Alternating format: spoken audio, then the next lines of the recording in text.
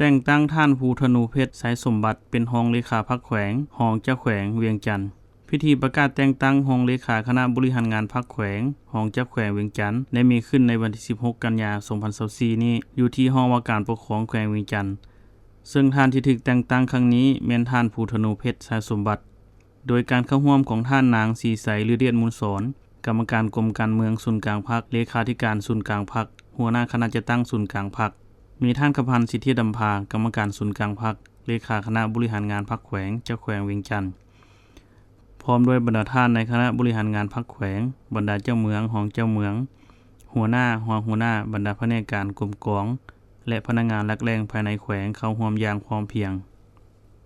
ท่านสุริยาพรหมมีสิทธิ์รองหัวหน้ากรมคุ้มครองพนักงานคณะจัดตั้งศูนย์กลางพรรคได้ผ่านคำสั่งของคณะบริหารงานศูนย์กลางพรรคฉบับเลขที่222/คลสพลงวันที่29สิงหาคม2024ว่าด้วยการยกย้ายพนักงานไปรับหน้าที่ใหม่อยู่แขวงเวียงจันทน์คำสั่งของนายกรัฐมนตรีฉบับเลขที่15/นยลงวันที่30สิงหาคม2024ว่าด้วยการยกย้ายพนักงานไปรับหน้าที่ใหม่โดยได้ยกย้ายท่านภูธนูเพชรสายสมบัติรองรัฐมนตรีกระทรวงการเงินไปรับหน้าที่ใหม่อยู่แขวงเวียงจันทน์มติตกลงของคณะเลขาธิการศูนย์กลางพรรคฉบับเลขที่223/คลสพลงวันที่29สิงหาคม2024ว่าด้วยการแต่งตั้งท่านภูธนูเพชรสายสมบัติเป็นกรรมการบริหารงานพรรคแขวงกรรมการคณะประจำพรรคแขวงเป็นรองเลขาคณะบริหารงานพรรคแขวงเวียงจันทน์ข้อตกลงของท่านเจ้าแขวงเวียงจันทน์ฉบับเลขที่2338/จคบจลงวันที่16กันยายน2024ว่าด้วยการแต่งตั้งรองเจ้าแขวงเวียงจันทน์โดยได้แต่งตั้งท่านภูธนูเพชรสายสมบัติเป็นรองเจ้าแขวงเวียงจันทน์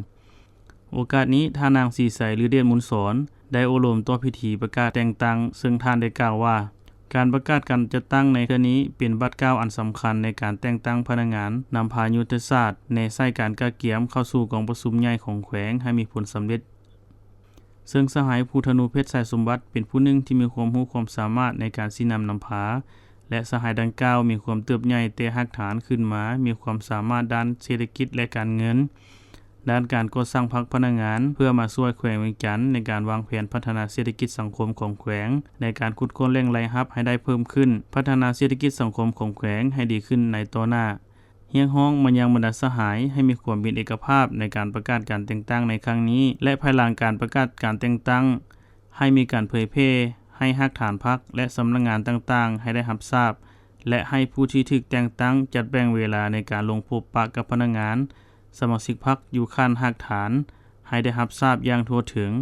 ในโอกาสนี้สหายคำพันธ์สิทธิดำภาได้รายงานสภาพการกะเกียมกองประชุมใหญ่3ขั้นโดยย่อว่าการดำเนินกองประชุมใหญ่3ขั้นในทั่วแขวงเริ่มจากขั้นรากฐานบ้านปัจจุบันแม่นสำเร็จกองประชุมใหญ่ขั้นบ้าน431บ้านในทั่วแขวง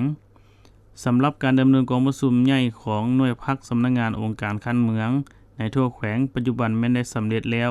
661หน่วยอย่าง8หน่วยเท่ากับ 91.80 ส่วนร้อยคาดว่าจะให้สำเร็จในเดือนตุลาคม2024สำหรับการจัดตั้งกองประชุมใหญ่องค์คณะพรรคเมืองแม้นจะได้เริ่มแต่เดือนมังกร2025เป็นต้นไปและให้สำเร็จในเดือนมีนา2025และกองประชุมใหญ่ครั้งที่7ขององค์คณะพรรคแขวงเวียงจันทน์แม้นจะสู่สวนให้ได้เปิดภายในเดือนกันยายน2025ตามแผนการที่ได้กำหนดไว้